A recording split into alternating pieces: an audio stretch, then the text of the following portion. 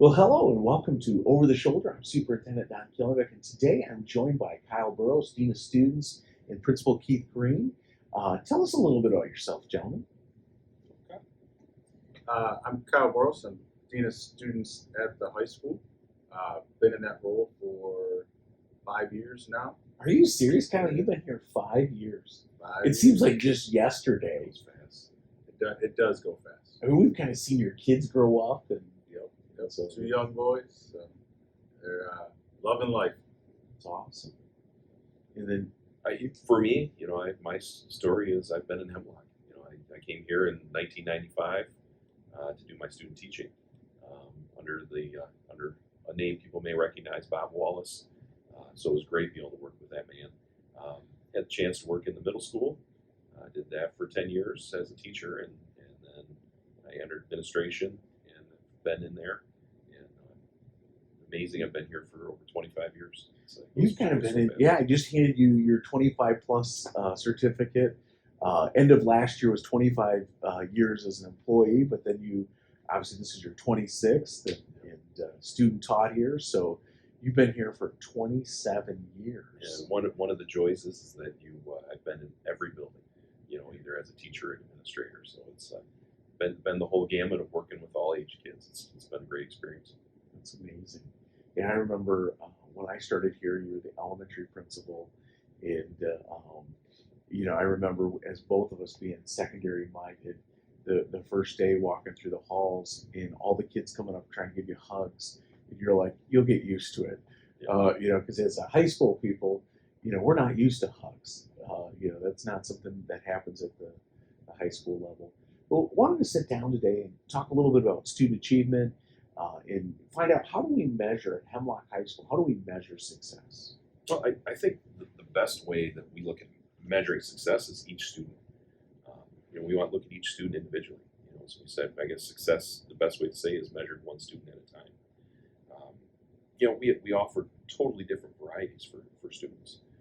We offer an early middle college program. We offer the skilled trades track. We have the advanced track for students that are really looking at going university bound. That's where we look at our success. It's not necessarily the data that the state talks about. And I don't know, you've seen the report. There's a U.S. News report that came out recently and talked about like graduation rates, and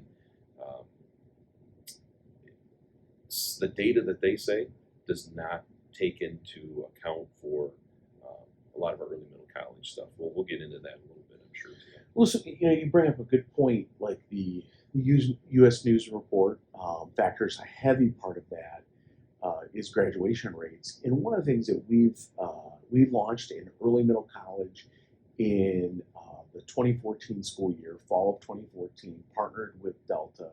We've ran it a couple different ways. When we originally launched it, we launched it as its own school. And with its own school, combined with Hemlock High School, we ran into some issues and being able to meet all the state requirements, and it had to have its own school improvement plan and all sorts of stuff. So then we, in conjunction with the Early Middle College Association in the state, we're advised to move that school into a program.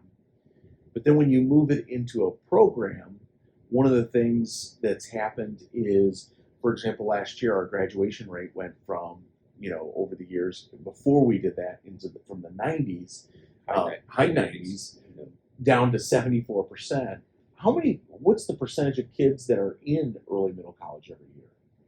So annually, you're looking at, quick math, roughly 18 to 20%. Isn't it like 18 to 25%? Yeah, 18 to 25, depending on the number of the cohort. So you look at 74 and you go, if it's 23, it's 97% graduation rate.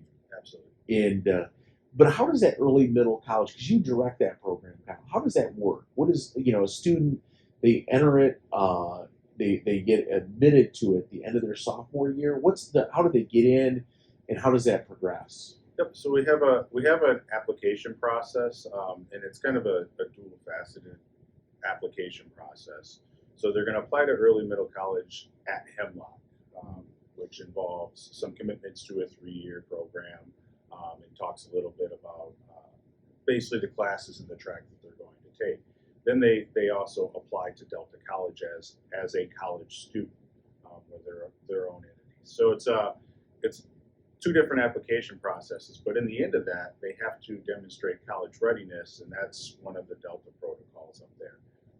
That is done through a few different avenues, but the main one is the AccuPlacer exam. And once they receive those scores, we review their applications that were submitted to Hemlock and basically approve them for admission into the program. In every year there is, how many seats do we have? So we have up to 24 seats per class, and a lot of the numbers for who gets admitted is determined by that AccuPlacer, and amongst other factors, but the main one is the AccuPlacer. So we have anywhere from, over my 5 years of overseeing the program, we've had anywhere from 19 up to 25 students in that program. So when they get in, and that AccuPlacer is not our doing, it's actually a Delta College requirement, kind of where they place you in their mix. And we need students that are going to be able to be successful in college ELA and college math and things like that. But when they get in, what does their junior year look like? So during their junior year, students will take 5 courses at Hemlock High School, and then each semester for Delta, they're going to take a course. Traditionally, those courses have been leading off with a communications course in the fall, and then a sociology course in the winter semester. Those are done on campus in an EMC room that we have, where Delta's instructors come out, provide that instruction during 6th and 7th hour, usually a couple days a week. And then the students have 6th and 7th hour on Monday, Wednesday, Friday to collaborate and work on projects and get that homework done. And that's one of the beauties of the EMC program is your junior and senior year, everything is here at Hemlock High School. There's no traveling out to Delta campus to take your classes. The professors come here, or in some cases you may have a blended class. Your senior year, they actually have some blended classes with some online opportunities. And the classes are also all vetted, so they are transferable credits. So their senior year, then they take some online and in person, and they're right on the campus. So they're experiencing homecoming, prom, drama, band, athletics. So these kids are actually part of our athletic program. They are not removed from Hemlock High School, and in some programs that we've seen in the past, they're that we're not affiliated with, takes kids right out of the high school scene, and that's the opposite of what I want. I want our kids being here. You're a Hemlock High School student, but you're attending Delta College at Hemlock High School for your junior and senior year. So what I'm hearing from you guys is part of the flaw in the accountability system is we have kids that are on track for graduation. They're part of this program. It requires a 5th year to graduate. They're graduating with over 40 college credits, up to an associate's. They're able to,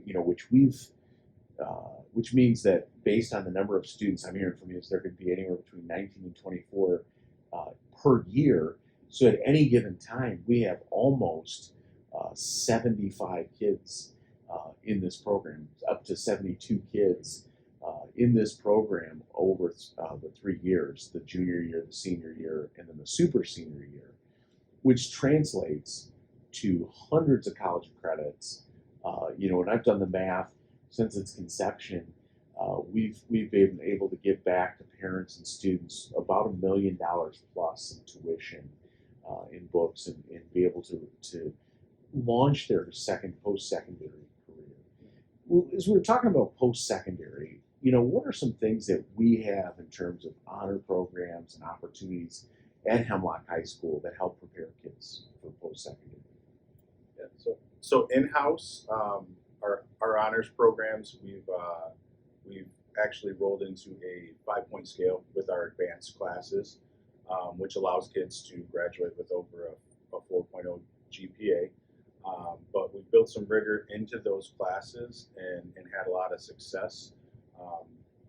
Students have reported back on those once they get to the collegiate level, specifically to our science department, that advanced classes have over prepared them for the collegiate courses that they're taking and the requirements for some of their undergrads, and reporting back that like that they're becoming the role model in their college class and being used as a tutor, and people are seeking them out for their underlying knowledge, and basically built off of what Hemlock had to offer for those advanced courses. And that's a fun phone call too when you get that back. Just somebody saying, "Hey, tell you Mr. Yvonne, thank you, because he has me ready."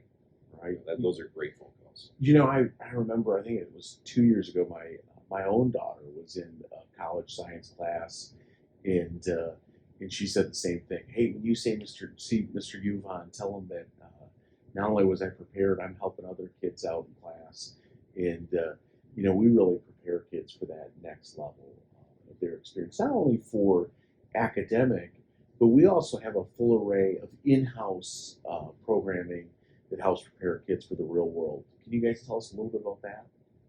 Yeah, one of the best classes that I get feedback from student senior year is a class called Consumers Math. The way I like to describe that course is it's all the math that you need to know for life after high school that was never taught in the books. They go over budget planning, taxes, some outside of the box type of mathematics where it kind of opens the kids' eyes. But that is a huge preparatory class for whether you're going off to college or even just entering the workforce. And through that class too, we have a partnership with Northwood and Junior Achievement that does visits during that class. They come out 5 times a year to meet with our students and provide some great opportunities for our students in Consumers Math. One of the things we have that a lot of other schools, maybe our size, wouldn't, is we still offer all the industrial art classes. We offer culinary arts. We offer art classes. We have one of the best fine arts programs around. In fact, was it 2 weeks ago, we had Love of the Arts Night. How many people were here? She said 2,500 kids or people were here. 2,500. 2,500. So that was our largest that we've had. We had all grades from K-12 plus alumni represented, and it's amazing. Our school was buzzing that day, and parking lot was definitely full because we had a lot of people. It's Don, you mentioned something about some of the things that we offer. When you and I first got into education, there was such a push into every kid has to go to college. Right. We know that's not true.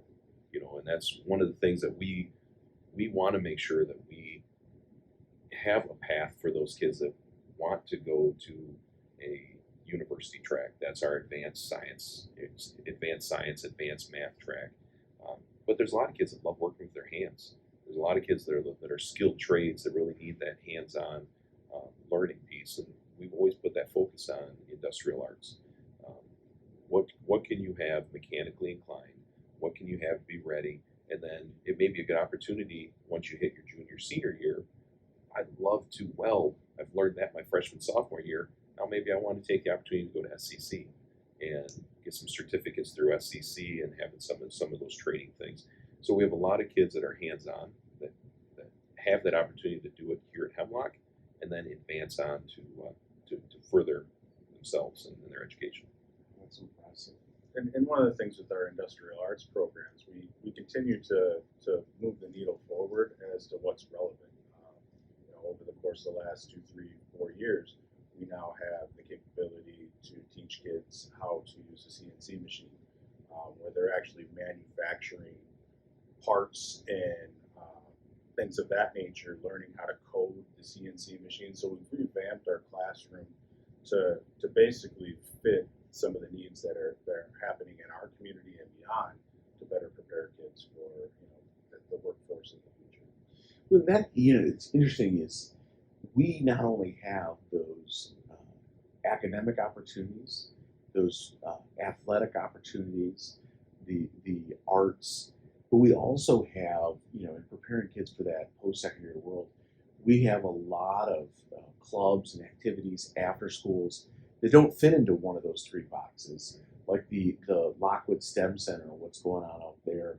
I think if a student wanted to go into engineering or any science, technology, mathematic field, they would have a leg up just by attending Hemlock Public School District and being part of the programming that's out there.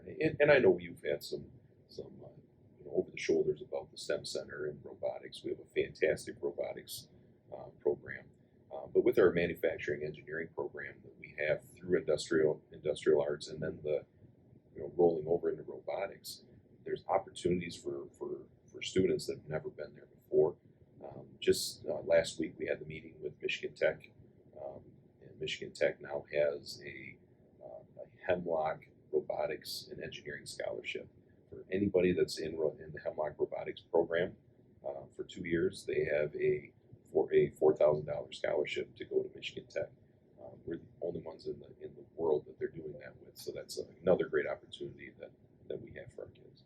That's awesome. Well, any parting advice or words?